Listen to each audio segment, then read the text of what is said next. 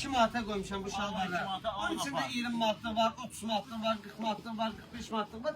Ben daha hamısını koymuşam 12 manata. Buna bak görürsünüz. Bol klasik modellerimiz de var. 12 manat. Ondan sonra hamısı. Üzerinde yazılan 30-35 manatlar, 15 manat, 25 manatlar fikir verin. Buna bak 12 manat. 12 manat. Görürsünüz. Şapitler her cürəsi yumuşaq modelleri 13 manatdır. Böyle güzel, ölçək, ləzzətli. Real, bunlardan birinciyi göstərəcəm. 13 manata. 13 manatın müvafiyyəli hesabı var. Gəlin alın aparın. Kört qəyimizdə gəlin. Hadi güzel. Bax, çox güzel.